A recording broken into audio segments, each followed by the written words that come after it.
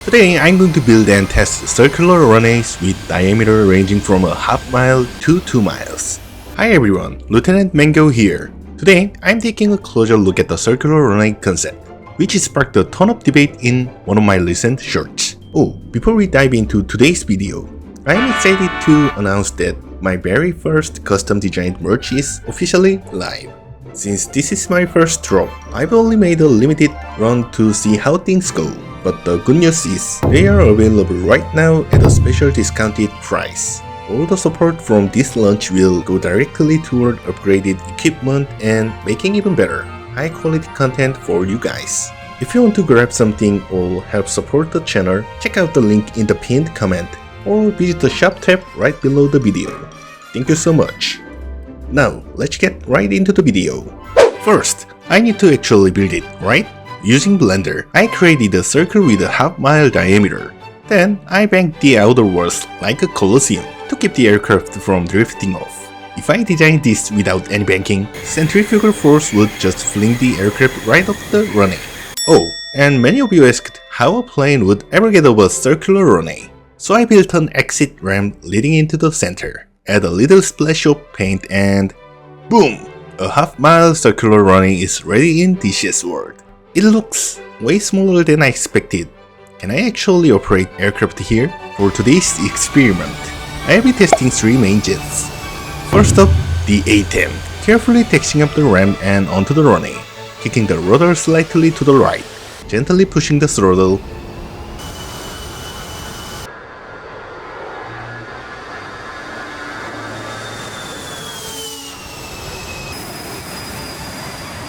Wait, what? Why is the right landing gear destroyed already? Let's try a landing test with the A-10. The circle is so much tighter than I thought, so I really have to pull back on the stick on finer. Yikes! The landing gear lever is flashing and the warning horn is blaring. Looks like the gear is busted. Well, at least the A-10 didn't explode. I'll take that as a win. Next up, the F-16. Just like the A-10, let's start with the takeoff. What the? The sidewinder scraped the ground. Looks like I need to tweak the curvature of this runway. Anyway, resetting, pushing the throttle, and kicking the rudder right.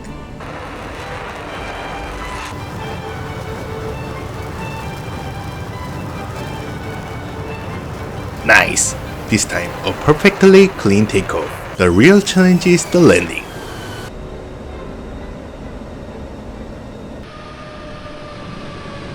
Oops, that one's on me. I tried a few more times after this, but the touchdown was just too violent, and the landing gear kept snapping. The runway is just too small, and the bank angle is too steep. Then, what about the F-14, which has notoriously rugged landing gear? Easy. Go! Let's start with the takeoff test here too. Once I pick up enough speed, there comes a point where it's impossible to keep turning along the runway. When that happens, I just naturally drift outward and lift off. Wait, why? There shouldn't have been any major stress on the landing gear there. Alright, let's skip takeoff for a second and try the landing.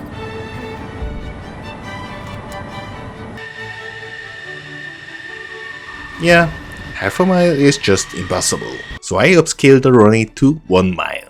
Compared to the last one, I can really feel the size difference. Honestly, what you guys really want to see on a circular runway isn't the takeoff, it's the landing, right? So from here on out, I'm skipping takeoffs entirely and focusing strictly on landing tests. Well, I already proved they can take off on the half-mile one anyway, minus a few broken gears. Moving on, the A-10's turning radius matches the runway size perfectly now. It kind of feels like performing a circus act. But let's nail this touchdown. There we go. Oh, by the way, some of you asked how to get back to the ramp from here.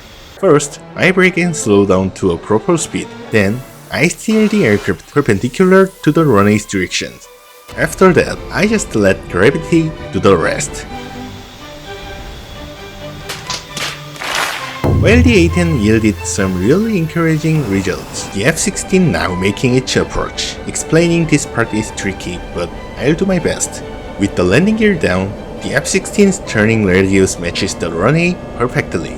But if I throttle up for a soft landing, the jet balloons upward. If I chop the power completely, it turns into an unavoidable, brutal hard landing. It felt like my F-16 was trapped in a dead zone, where landing safely was mathematically impossible. Honestly, if the outer walls were completely vertical, I might have actually nailed the touchdown, right? After several attempts, I finally brought it down, but as you can see, this is definitely not a viable landing.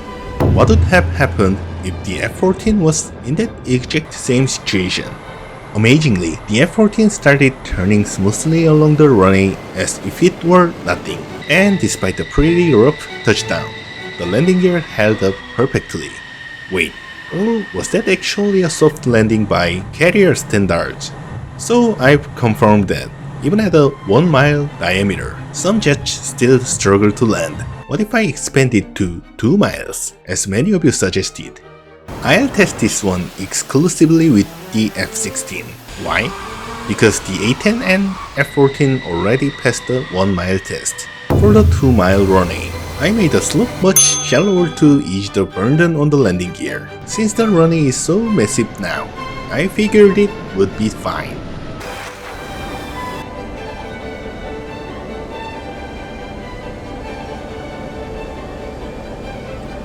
Slapped it down a bit hard there, but the landing gear seems intact.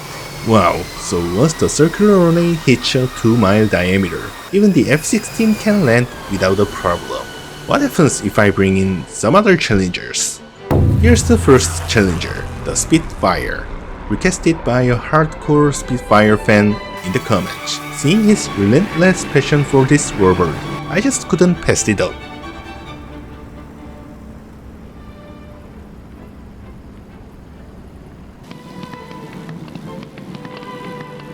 Wait, is this too easy? Let's up the scale a bit.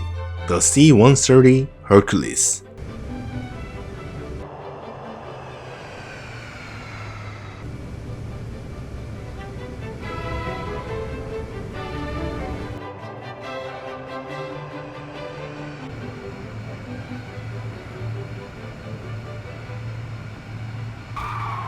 Wow, that was almost too easy for me. Anyway, today I built circular runways of various sizes and tested landings with different military aircraft. If you are curious about why I built this runway in the first place or what its actual benefits are, check out my other shorts linked right here. I'll be back with more fun experiments next time. Thank you. This has been Lieutenant Mango.